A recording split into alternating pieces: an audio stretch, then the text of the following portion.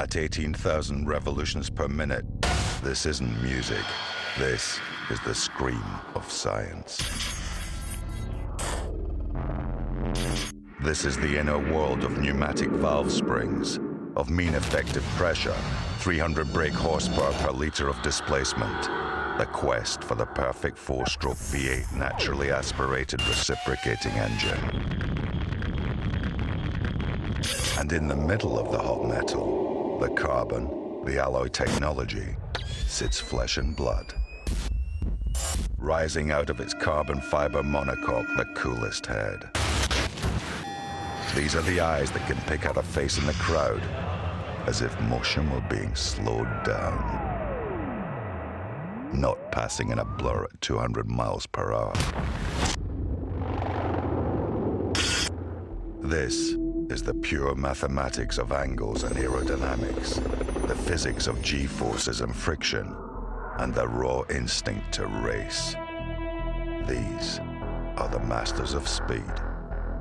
This is Formula One.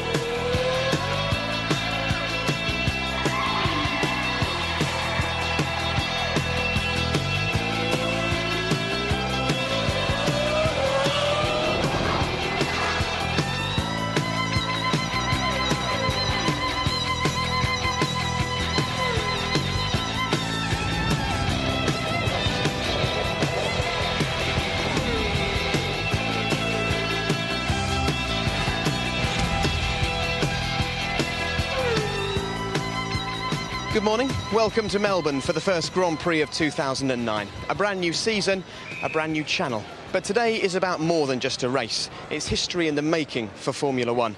The past 5 months have been dominated by the most dramatic rule changes in the history of the sport. The aim? To improve the show. Not that last season lacked much in the way of drama. After a titanic 18-race battle that saw both drivers make their fair share of mistakes, as well as demonstrate just how talented they are, it all came down to the last corner of the last lap of the last race of the season in Sao Paulo. Ferrari's Felipe Massa crossed the line first, meaning Lewis Hamilton had to finish fifth to be crowned world champion. And he did it by the skin of his teeth to win the world title in only his second season. So, Lewis arrives here at the Albert Park Circuit in sunny Melbourne as the 9th British world champion, having joined the likes of Mike Hawthorn, Jackie Stewart and Damon Hill. But to become the first Briton to successfully defend it, he'll need a repeat performance this year. And here's how the calendar shapes up. We return to Europe after 4 races far from home. We then cover 8 different European countries in just 5 months, before it's off to the floodlit drama in Singapore, then on to Japan, Brazil, and finally Abu Dhabi. The last race this year will be the first at a track still under construction, the Yas Marina circuit. Weekend, all eyes are on Melbourne, particularly the newcomers to the grid, Brawn GP.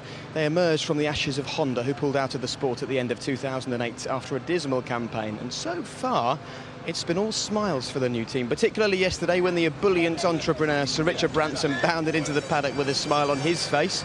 As you can see, he had a couple of grid girls there with a few checkered flags. It was then a quick chat with the team owner of Brawn GP, Ross Brawn, before announcing that Virgin are set to sponsor the new team. So good news there, but would the smiles continue after qualifying yesterday? Well, as Ted Kravitz can now report, it was some start to the new season. Melbourne qualifying is always our first chance to see who's quick and who's not. And just 5 months after winning the title in Brazil, world champion Lewis Hamilton endured the worst possible start to his title defence. Instead, it was Jenson Button who turned the form book on its head. The usual suspects were the first to fall out of contention: the Toro Rossos, Nelson Piquet's Renault and Force India, despite their pre-season high hopes. Instead, it was the old Honda team, now run by ex-Ferrari technical genius Ross Brawn, that led the way, bringing a big smile to the face of their new sponsor.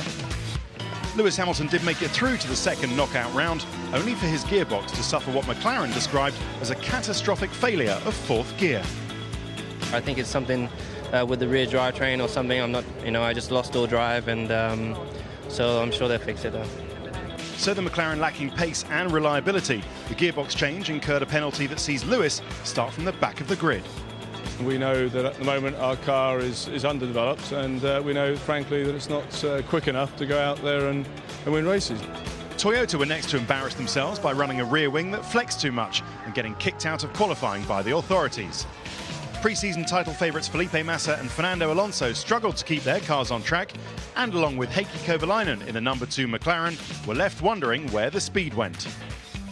We were, arriving here with a lot of confidence and ready to fight for podium and for victory, and it's not the case, unfortunately. So we need to improve. Next race hopefully is better, and we need to work. Happiest of the big 3 teams was BMW. Robert Kubica lining up 4th, just behind the revelation of the session, Sebastian Vettel in the Red Bull. Very surprised, actually. So we had the last 1.5 days didn't work as we planned, so we could not follow our program. But I think nevertheless we put everything, together and had a very good qualifying session. So very pleased with the third place. But the fight for pole position would be between 2 teammates. Rubens Barrichello set a 1:26.5, only for Jenson Button from Froome in Somerset to beat that time by 0.3 of a second and score his first pole position for 3 years. Yeah, it's pretty amazing, yeah. The last 5 months have been pretty tough for all of us, and that's not just myself, but it's the whole team. So we all deserve this, and obviously it is only the start, it is only qualifying, but I think we've proven that we have good pace, and so I need to say a big thank you to all of the guys that have kept headstrong and kept focus on producing the car that we have. Going into that first corner, if you're alongside, will team orders come into play, or will you both be pushing as hard? Oh, I tell you, my ears don't hear any team orders right now. I've been long enough here, and I won't hear anything at all. So for the Australian Grand Prix, it's an all-brawn Mercedes front row. Honda must be wishing they'd never sold the team. Williams are back in the frame. Nico Rosberg starts 5th, ahead of the Ferraris, Massa and Raikkonen. Mark Webber starts his home race from the 4th row. The quickest McLaren is just 12th with Heikki Kovalainen, while F1 new boy Sebastian Buemi outqualifies his more experienced teammate, Sebastian Bourdais. And for the first time since Damon Hill in 1997, the reigning world champion starts right at the back with plenty of overtaking to do. The Toyotas of Trulli and Glock start from the pit lane. Well, it might not have been great for Lewis and the Toyotas, but what a way to start the season. It bodes well, doesn't it? And with us every single step of the way for the next 17 races, 2 guys who know all about success in Formula One. David Coulthard is now within sight of the checkered flag to win his first Grand Prix. David Coulthard from Twynham, Scotland, wins the British Grand Prix for McLaren.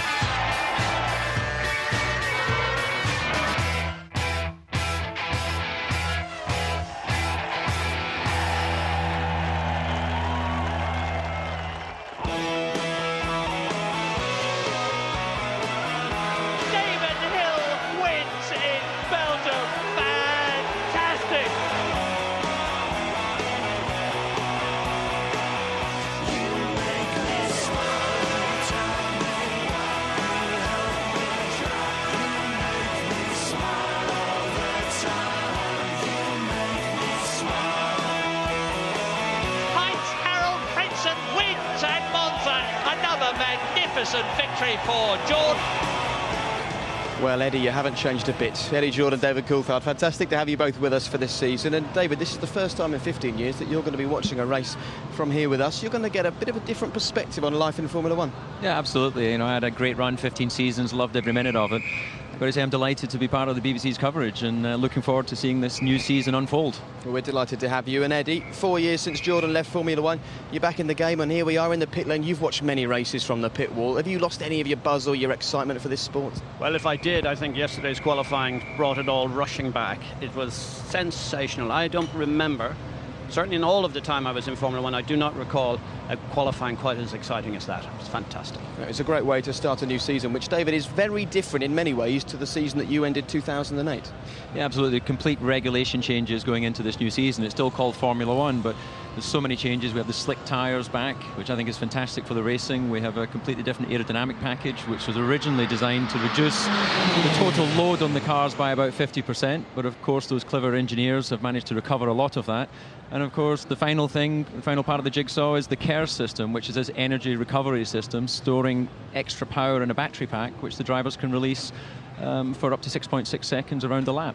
And if it is all about putting a jigsaw together, building the perfect Formula One car ready, Brawn GP, we're outside their garage now, we can see the guys working away behind us.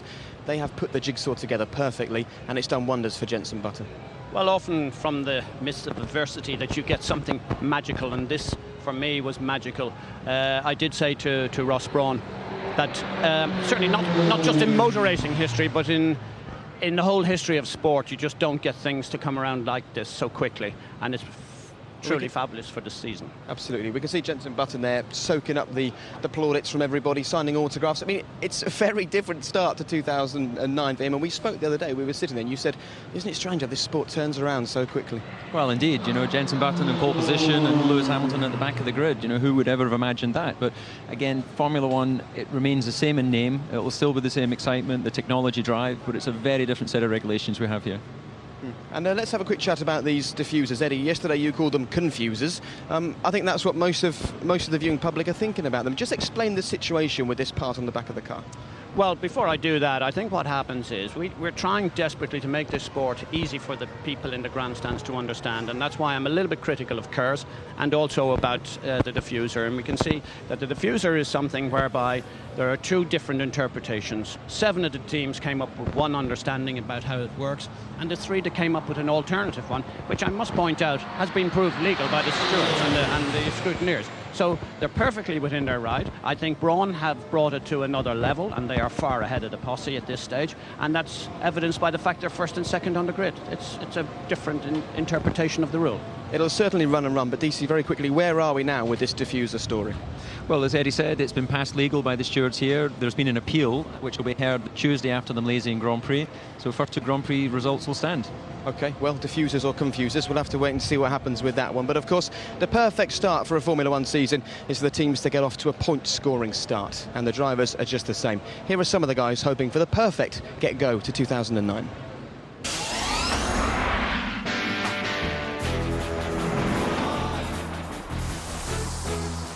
Now Toyota's longest-serving driver, Jarno Trulli, says the new car is their best ever. Practice here confirmed that. But the team's first Grand Prix victory will remain elusive if they fall foul of Formula One's rule makers. 2 big accidents and a startling second place in Hungary stood out in Timo Glock's debut for Toyota, not to mention that last corner drama in Brazil. His increasing competitiveness in the second half of the year augurs well for another step up this campaign.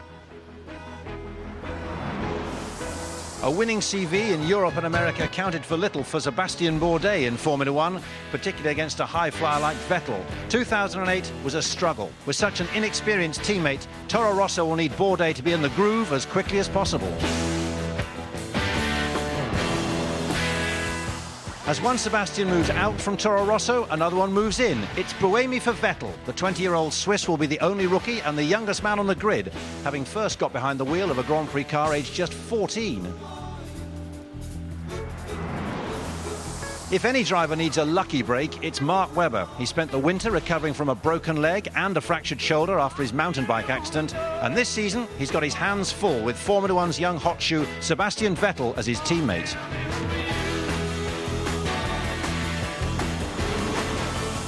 The superlatives haven't stopped since Sebastian Vettel became the youngest Grand Prix winner at Monza last year.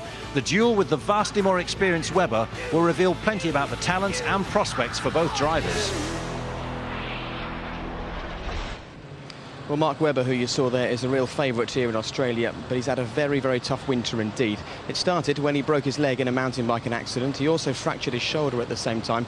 And then just last month, his country suffered its worst ever natural disaster, right here in the state of Victoria.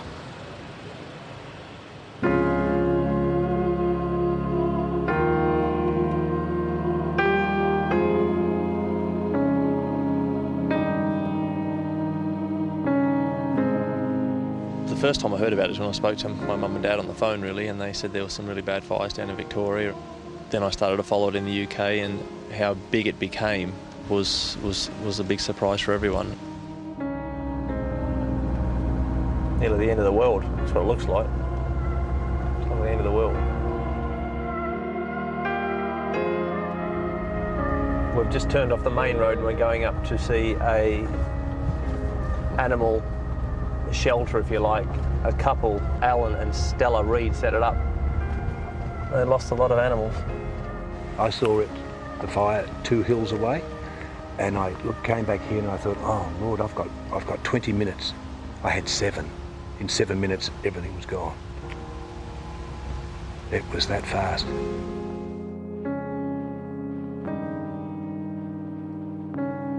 Just the condition of the soil gives you an idea of the intensity of the heat that was going on with these fires. So I've never seen that in my life, just how the soil had just been totally torched back to the bone. I was expecting to see obviously a lot of burnt bushland and obviously some houses had been taken out, but what totally blew me away was just how random it was what the fire decided to take. You know, some houses in perfect condition, absolutely untouched, and next door was levelled. Debris from the fire gets into the gutters of these houses and just brings the properties down from the rooftop. Yet this one here, perfectly fine. This house here survived. Unbelievable.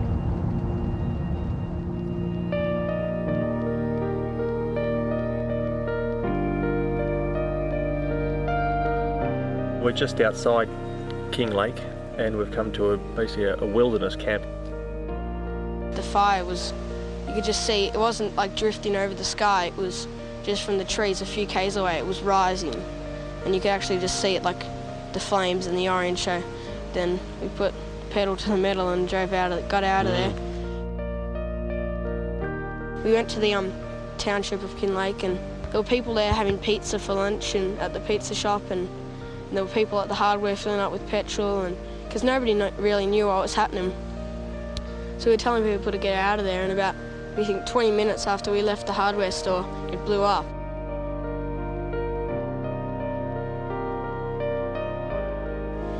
And we found out that our school had gone. It was just sad to, now our school's gone, but we'll get back to normal one day. You talk to these guys and you want to call them characters in a way, because they're unsung heroes. Obviously they just did what they had to do on the day, but just how positive they are in going forward in terms of we are going to rebuild. Natural disasters, fires are so intense and they leave nothing behind. So, you know, for them to go forward off that is an amazingly positive thing to do.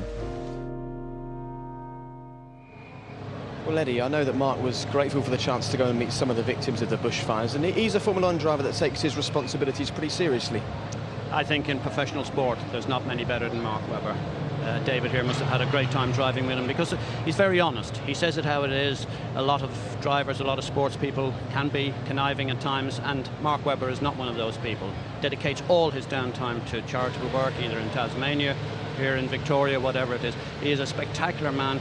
It's a pleasure to actually have him here on the grid, but his weekend is going to be full of problems because I think Vettel has the measure of him at this moment in time. Yeah, Sebastian Vettel, his teammate, certainly out-qualified, and we'll talk about that a bit later on. But David, we've been here for a week, we've been soaking up the sunshine, enjoying the atmosphere, very welcoming country, and you kind of get the sense that this Grand Prix isn't just about racing cars, it's also a chance for Australia to say, hold on a minute, we're going to get back on our feet now.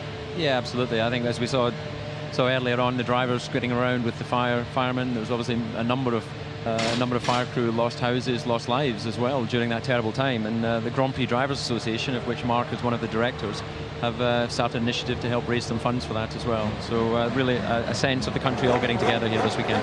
Yeah, sure. OK, well, the race is approaching. We're about 40 minutes away now from race time here at the Australian Grand Prix, and if you're at home still wondering who's who, then take a look at this.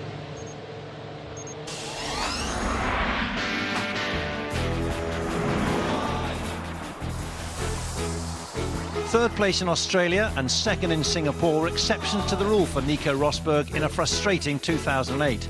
The big hope for Williams is that some smart work with the new regulations will lift them back into contention near the front of the grid. With an average grid position of 15th, Kazuki Nakajima was always chasing the race in his first full season. A faster car would obviously make a difference, but the learning curve still appears steep. 2008 was a write-off for Jenson Button, and with Honda's withdrawal, 2009 looked set to go the same way. Instead, Britain's forgotten Formula One talent is flying once more under Ross Brawn's management buyout. Formula One's most experienced driver, Rubens Barrichello, only got the nod late on for a 17th Grand Prix season with the new Brawn GP team. But already he's an early contender for race wins in a car that's taken the grid by storm. Nobody suffered more retirements last season than Adrian Sutil. None more heartbreaking than in Monaco, when knocked out of 4th place in the wet. But it remains hard to see if he'll ever enjoy a moment in the sun, even under the new rules. Formula One has turned full circle for Giancarlo Fisichella. He failed to score a point last year for the first time since his debut in 1996. Now with Mercedes engine power this season, he's hoping there's a Force Indian summer in prospect.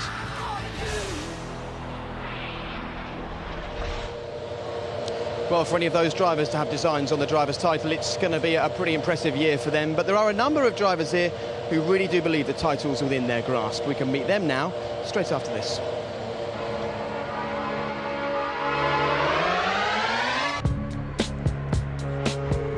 The fastest way around a racetrack is to reduce the angle of every corner by using the full width of the track. Brake and downshift in a straight line and turn in from the edge of the track. Then kiss the curb with the inside wheels at a peak point. This point is called the apex. Turning has finished now, so the driver can progressively move to the outside of the track once more for best acceleration and to prepare for the next corner.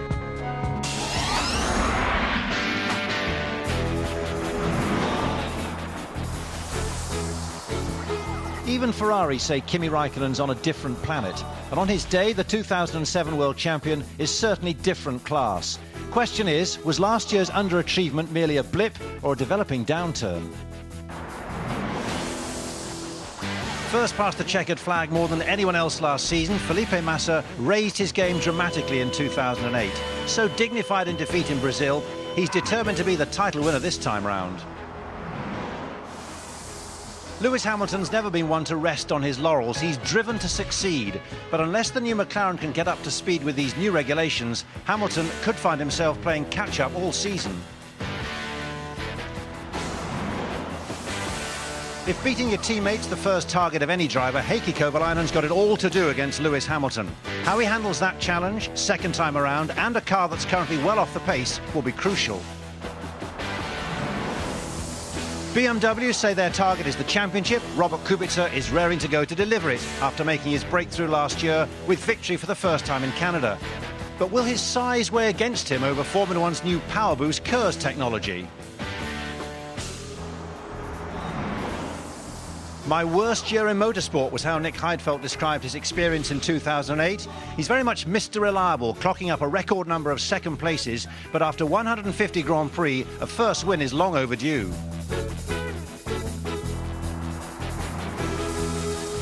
The new Renault may not win prizes for looks, but with Fernando Alonso behind the wheel, it's races and titles that count.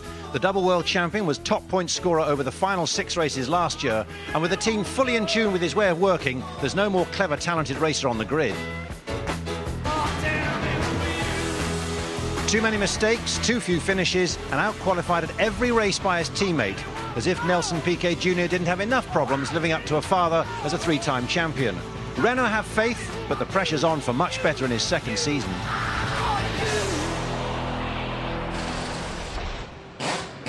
Well, it's quite apt that it would take me a while to walk from Jenson Button's garage at one end of the pit lane to Lewis Hamilton all the way at the other, because the two British drivers really do have contrasting fortunes coming into this season, and it's not the kind of situation that you would have expected. Last season, Lewis Hamilton, 98 World Championship points and the title, whereas Jenson Button won just 3 points and finished 18th, his worst ever finish in Formula One. However, a few months later, and 2 brand new cars, it's a complete role reversal. New season, new regulations, and who knows, perhaps, are we about to see a new order in Formula One?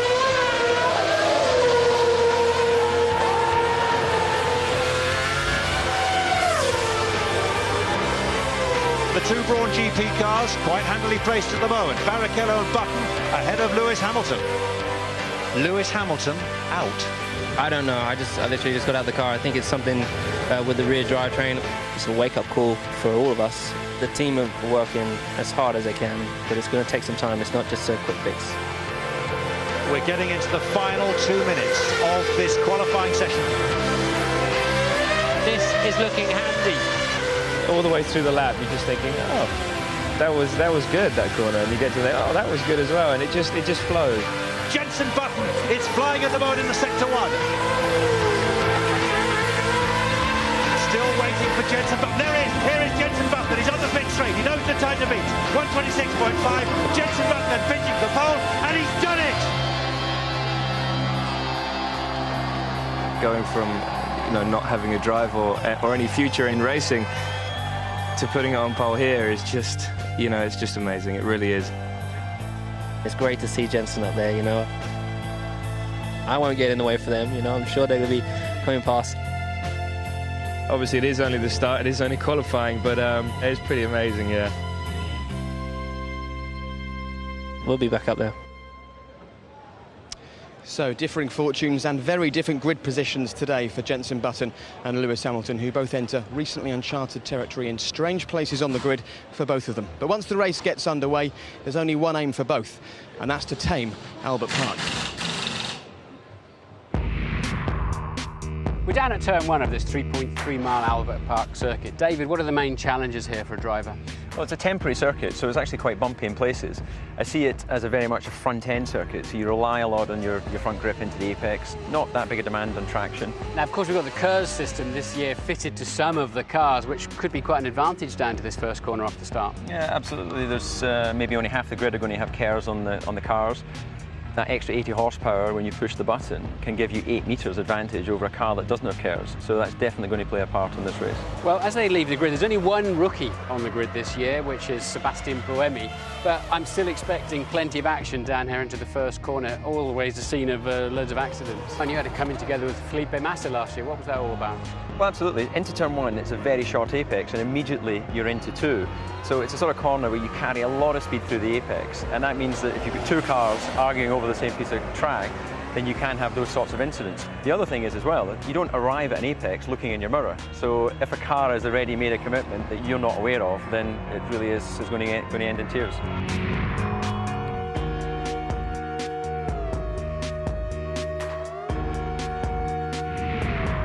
One of the biggest crashes I had in my career was running into the back of you. I'd like to think it's all your fault, but I was a bit out of control when I arrived. Why is it so difficult for a Formula 1 driver in a zone like this? Well, the difficulty in this corner is a constant radius all the way from the exit of turn 2. It's also very narrow, and if you look at all the marker boards and the way the barriers are, you don't really get a reference. So we rely very heavily on these marker boards when we approach the braking zone. Now, put the start of a Grand Prix when the drivers are trying to watch other cars, then it means anything can happen when you get the concertina effect. And of course, the braking energy is 5 times the force of gravity. It's some of the biggest power you get inside the cockpit is from the braking, isn't it? Yeah, absolutely. It's the biggest challenge for the driver, actually, the force on the back of the neck when you brake. And this is the biggest stop on the circuit. So all of those factors mean that this is a really difficult corner alone, never mind when you have 20 cars running into turn 1.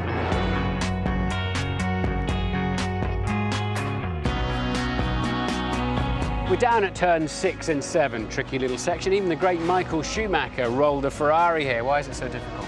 Well, again, it's another short apex corner. Under the trees here, you have the braking zone. So normally we're in sunny conditions here, so you get the change of light, which can play tricks on the driver when he comes to actual braking. That always amazes me that the minimum speed through here is approaching 90 miles an hour. It looks far too tight for that, doesn't it? Well, indeed, but the nature of the corners is very open on the exit. So that's how you're able to keep such a high minimum speed.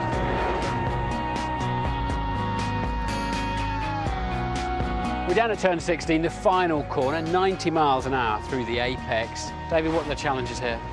a very long corner, big demands on the front tyre, which in a qualifying lap, having done all the other corners, and obviously that front tyre starting to run out of its freshness and all the grip that it offers. So the real challenge is trying to lean on that tyre all the way through the apex and finish the lap as quickly as possible. Now you've exited this corner on 2 occasions, happily looking for the checkered flag down there as the winner. Yeah, indeed. I'm very fortunate to win here twice, and obviously a great feeling to win a Grand Prix, but to do it at the season opener always gives you a boost.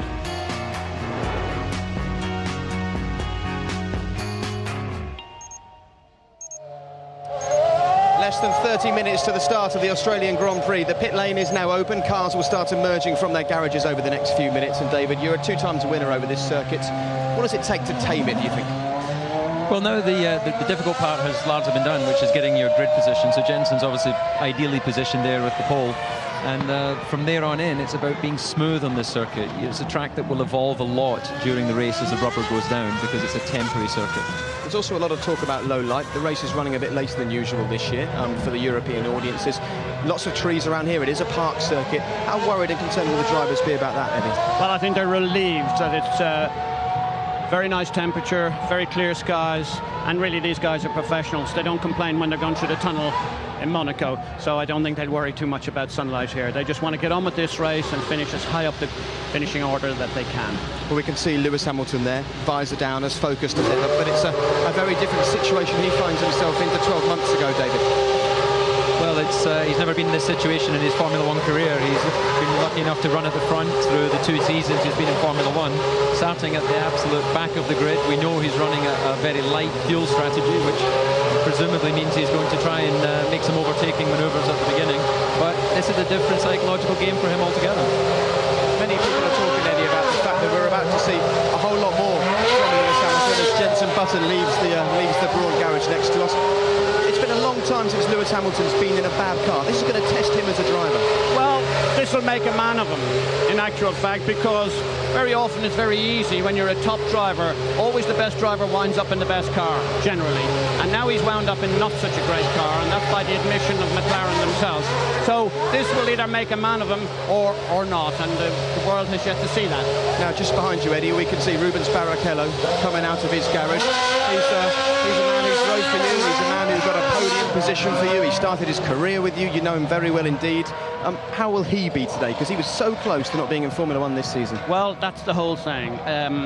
What I have to do is really compliment the 2 drivers, because they would have taken the foot off the throttle because they honestly believed that they weren't going to get this drive. So physical training, all of the different aspects that you would expect, they would have been on the downside of that. Having said that, Rubens is a hugely professional man, and he realises his career was virtually over, and this is the renaissance for him, and he will grab it with both hands.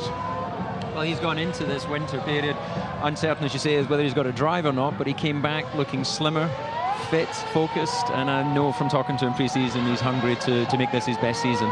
With a car like that, I think he's in for a few wins. We can see behind us there Nick Fry, the CEO of Brawn GP. He'll be working with Ross Brawn very closely on race strategy. You're in charge of Brawn today. Both your drivers are on the front grid. They're both quicker than anybody else. What would you tell them? Well, they would leave this garage in no other mind than make sure you don't hit each other, because as far as I'm concerned, the whole thing revolves around these 2 cars have to get around the first corner, and 2 teammates hitting each other, I can promise you, not a very pleasant sight, and not a very nice debrief afterwards, particularly if you drove for Jordan, that is. Well, Ross Brawn will be watching very closely indeed, as will Richard Branson. I'm delighted to say that he's joining us once again now. No swearing today, okay? I have no idea what you're saying, but it's an exciting day, and absolutely beautiful here in Melbourne. And obviously, I mean, I suspect we went out and celebrated a bit too soon last night. They got the big job ahead of them, but they're obviously wonderful that they're in pole position. Now, this is your first weekend of involvement in Brawn GP. Just explain to us what your first impressions are of the team. How well run are they? The people talk about a family atmosphere here. Yeah, I mean, it's a wonderful family atmosphere. And it's also wonderful to see the 2 drivers getting on so well. So although today they'll be competing, very determined to get to pole position, off the track they're great friends, and which is really nice. Richard, what I'd really like to know is, it must have taken something very special for you not to go to the V-Rock concert in Sydney last night, and we saw you lurking around in the paddock here till way past midnight. Surely this would have been one of the most exciting days of your life, because from a marketing perspective, you've tried all sorts of different things. I can't imagine many have surpassed this. No, it's true. I mean, to announce sponsorship 1 minute and then have number 1 and number 2 on the pole. Well, the return is amazing, and even in your standards, it wasn't bad. But anyway, the main job's still got to be done, and today is going to be a great day to watch the Grand Prix. Very, very exciting, and to have a team that was basically bankrupt, 2 or 3 months ago. They weren't even sure whether their car would ever see the light of day. They knew they had a good car. Come back and race. It's fantastic. Well, I think if I may, just on this one, you absolutely have taken the whole paddock by storm, the Brawn GP team, but your inclusion in that, and I can tell you that everybody is supporting you. Believe me, this could make not just motor racing history, but it could make one of the greatest sporting stories of all time.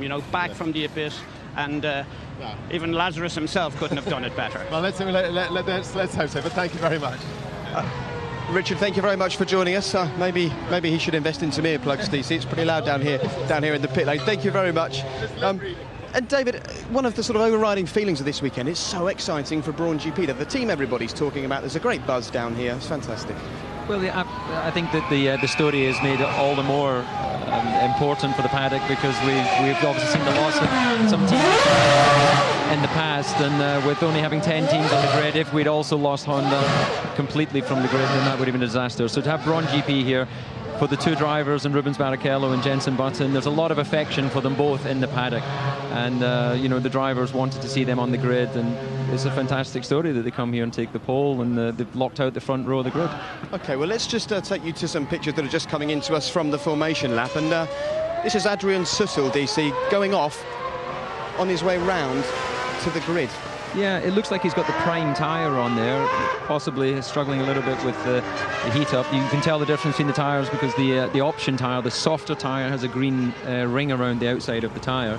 So I suspect that he's just lost a bit too much temperature, and the driver's having a big problem with that harder prime tyre this weekend. And we can see Mark Webber. We spoke about him a little bit earlier on. He's qualified 8th on the grid. His teammate, Sebastian Vettel, brand new to Red Bull, qualified 3rd. Mark Webber's a guy that likes to dominate his teammates. How will he feel about that? Well, he's not unique in that respect. I think every racing driver, firstly, all wants to see where their teammate is, because that's the equation that they all work to. I think Mark will be disappointed, because he will have come into this particular race making sure that he was going to dominate, despite all the problems that he had, breaking his leg and his shoulder. There are some excuses there, but he has to be careful of Vettel. This is a very great talent on the way up, or so we're led to believe, and all of the teams that he's driven for so far has fully indicated that that's the way it's going to be.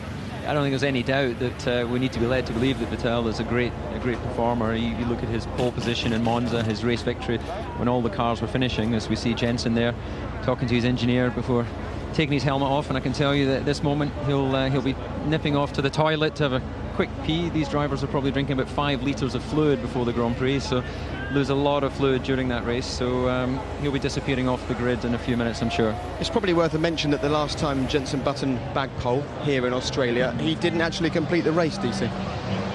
Well, that's right. It's not been a kind race to him in results, as we look at Danny Minogue there, who's a friend of Jenson, I'm sure here to support him. Nice, enjoying the sun with a big smile there.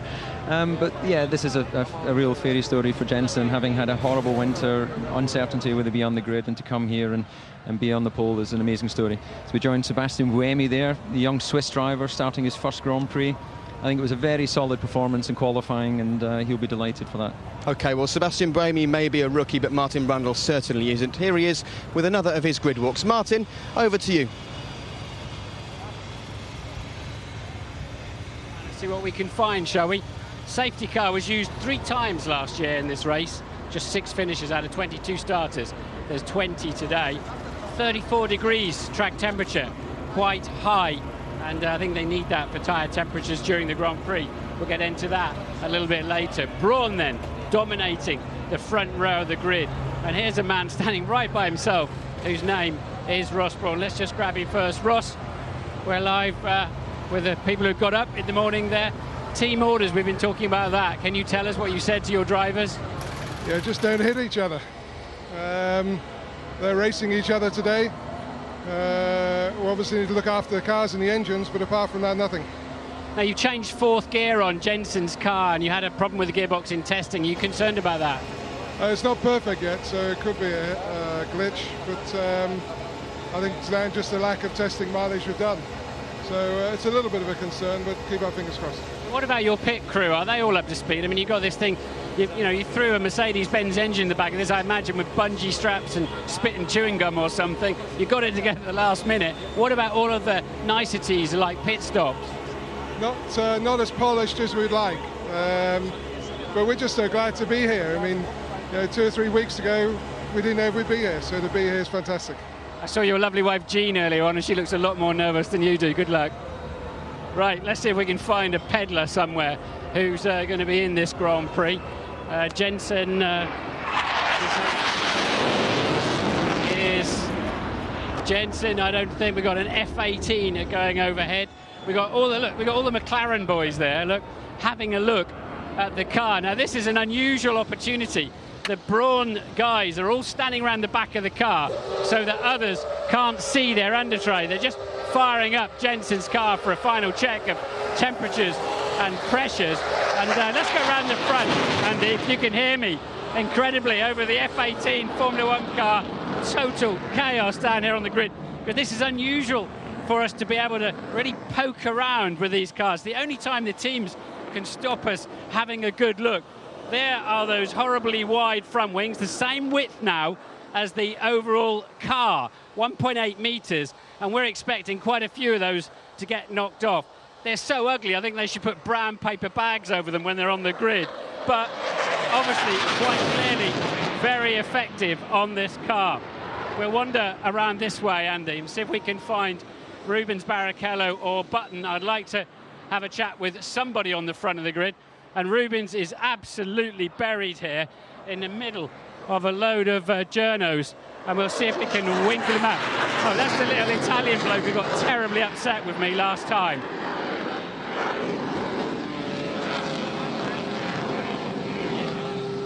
My old teammate here.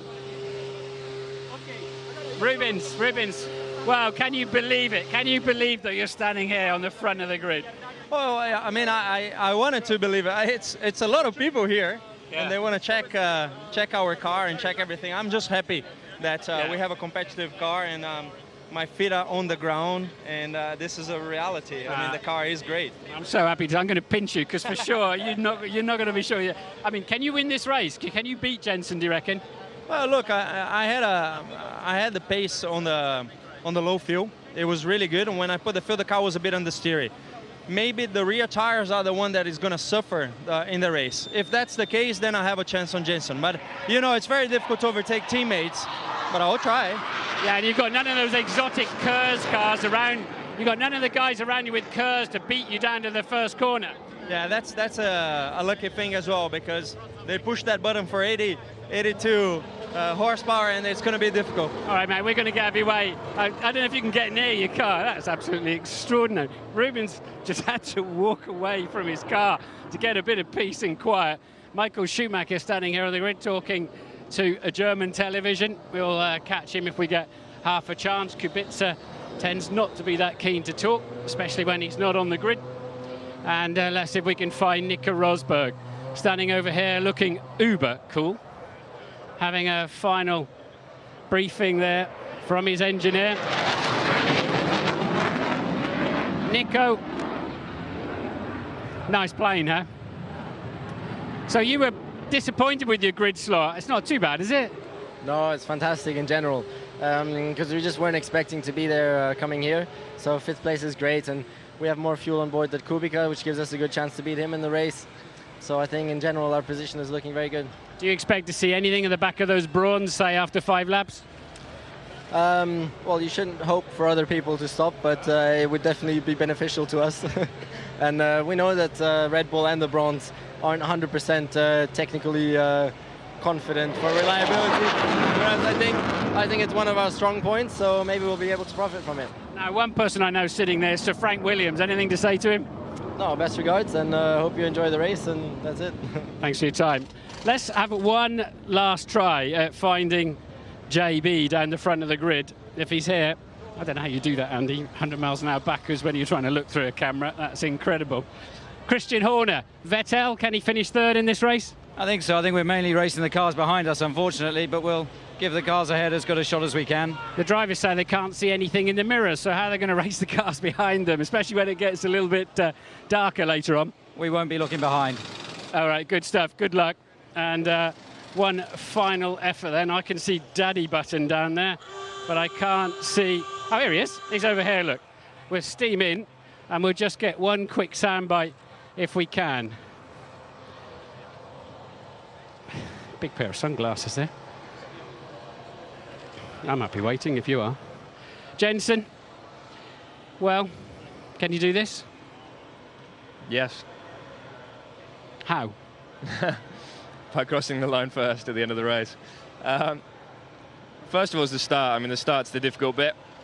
We haven't done that many in testing, but that's the bit really. I think if I can get into the first get around the first lap in first, you know, the race is a little bit easier. It's never going to be easy, but then I can settle into my own pace. So, is Rubens Barrichello your rear gunner or your worst enemy? Worst enemy, isn't he? You know, it's the first race of the season, and as it should be, we're racing each other. So, yeah, you know, we're against each other, and that's the way it is. And but I'm looking forward to it. You know, this is a circuit I really enjoy driving. I've been on pole before here, but hopefully we can do a bit better this time.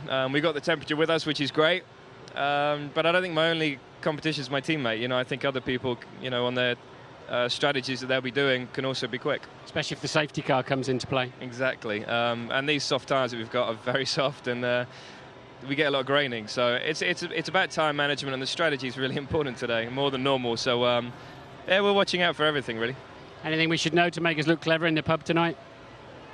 Tyres? Tyres, well, the hard tyres should be okay, but we have struggled with them not getting up to temperature. And I think that's the same for everyone. And the soft tyre, after 4 or 5 laps, will start graining. So I think you'll see some slow laps on the soft tyre, even though the circuit will be in good shape at the end of the race. Get out of your face. Thanks for your time. Jake. An art form, Martin. Thank you very much indeed. Fantastic. A couple of interesting points come out of the grid there. To hear Jenson Button call Rubens Barrichello his worst enemy, and to hear Ross Brawn say, whatever you do, don't hit each other. There's a bit of concern about these two Brawns at the front. Oh, I don't think so. You couldn't have expected anyone to say something different to that. In fact, I'm surprised they were so kind to each other. He says he's his worst enemy, because of course he's not, but he does realise that that car that Rubens is driving is the same as what he's got. He knows that Rubens has 1 lap more in the fuel, and he has to make sure he pulls away enough to make sure that if he is leading, that he has enough in the race that he can still withstand the fight that Rubens is going to do by gaining the extra lap in the pits. Yeah, I've been in that situation before where you're sitting there front row of the grid, sharing a car with your teammate, where impossible to have a speed difference when you're in the slipstream because you have the same engine, the same drag level. So they know it's about this start. And of course, unlike previous years, there's no automation to the start. It's completely down to the drivers, how they manage to balance out the revs, the clutch control, the amount of grip that comes from the tyres. So a lot can be decided in that run down to the first corner. And Jenson alluded to the fact there that the thing is, it's the start that's going to be important for him, and they haven't had an awful lot of time, and they haven't had an awful lot of practice. Reliability is a concern. Yeah, the fact they had to change a gear would show that there is some glitches in that gearbox, so they will be extremely concerned about the reliability in this race. But they've started it in the perfect way, you know, with such a short amount of testing before coming here to lock out the front row of the grid. They can do no more at this stage, and it's now down to the engineering gods as to whether they make it to the finish. As we look at Felipe Massa there getting ready, suiting up, and these drivers getting ready for a hot afternoon. Talk us through what's going through a driver's mind at this point, DC, because precisely 12 months ago, you were out there, we were talking about you. Yeah, they'll feel pretty relaxed right now because all the media are now leaving the grid. They're just left alone there talking. You can see Lewis talking to Motorsports boss Norbert Haug there. He's right. He's got his physio there. He'll be in a very relaxed frame of mind. He knows his strategy. He knows this is going to be a difficult race for him. There's no expectation, and he's just got to go and try and deliver and take advantage of any incidents that happen. And while we look at Lewis Hamilton as he disappears off the screen, it was interesting to see the McLaren engineers crowding around that Brawn. Well, that's exactly what you would do. It's the only occasion of any race meeting that you have free access. relatively free access. And it wasn't surprising that you saw all of the other teams clamouring for a slightest view, because of course there was a protest here. We were all witness to it, and we weren't sure which way it would go, but the stewards and indeed the scrutineers found the 3 cars to be perfectly legal, which now means, if upheld, they will have to, the other 7 will have to go and do this expensive remodel and rechange. A lot of work required to be able to come up with that sort of rear diffuser. Talk of teams having to do a complete new gearbox design, which means pouring new magnesium parts. So that's not the work of weeks. That could take months to get that sort of design. It's interesting that we could see Pat Fry, who's leading the McLaren design, was there looking at the Brawn car.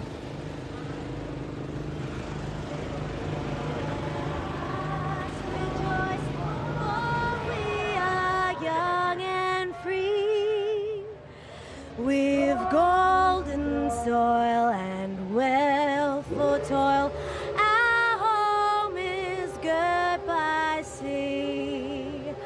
Our land abounds in nature's gifts of beauty, rich and rare. In history's page, let every stage advance Australia fair. In joyful strains, then let us sing. Advance Australia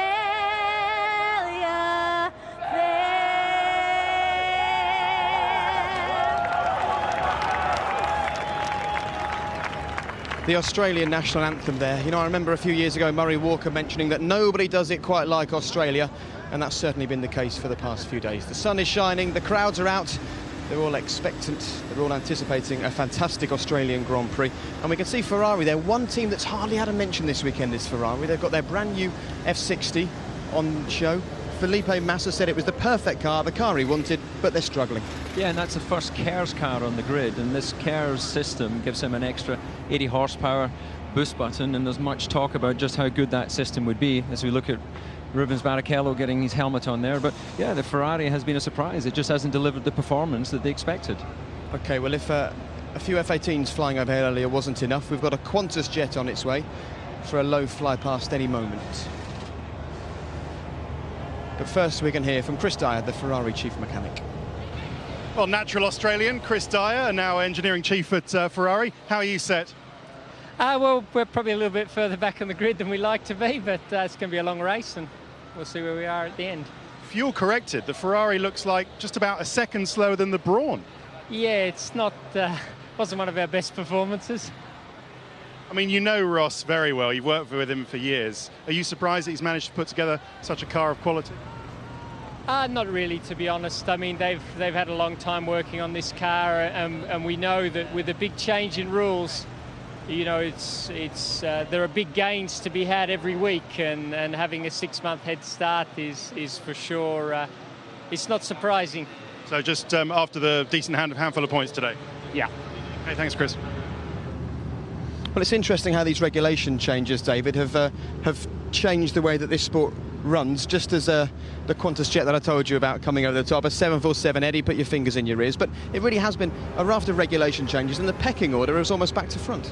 Yeah, the past form that we've seen over the last few years of Formula One, where the rules were relatively stable, has now been completely wiped. You know, the slate is clean, and what we've seen is the team that spent the longest period of time trying to understand these new rules, which is Honda. They obviously said that they weren't working on last year's development, and they've obviously stolen a march on the others in their performance. Okay, well, the race is approaching. Let's head up to the commentary box now and hear from our commentary team of Martin Brundle and Jonathan Ledgard. And Jonathan, last season, 3 safety cars, an interesting first corner as all the cars pile in there, and this year we've got the added excitement of some rather large front wings. It could be an interesting first lap. I think so, and we haven't got any paper bags, brown paper bags, which you were hoping for, because they are very ugly. Should we have a sweepstake as to how many front wings will be off by, what, turn 3? Who knows, really? I mean, sometimes they're so well behaved, they go around beautifully, and just as you predict absolute carnage, then another day they all have brain fade and brake fade, and it's pit stop time. It will be fascinating to see exactly how these drivers fare into that first corner, into the first few corners.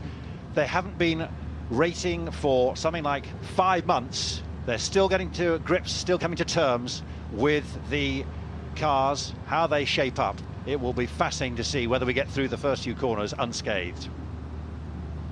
OK, well, the Australian Grand Prix is live on the BBC and uninterrupted in just a few moments' time. Just remember, if you press red, you can see a whole host of interactive options. But right now, here's the race.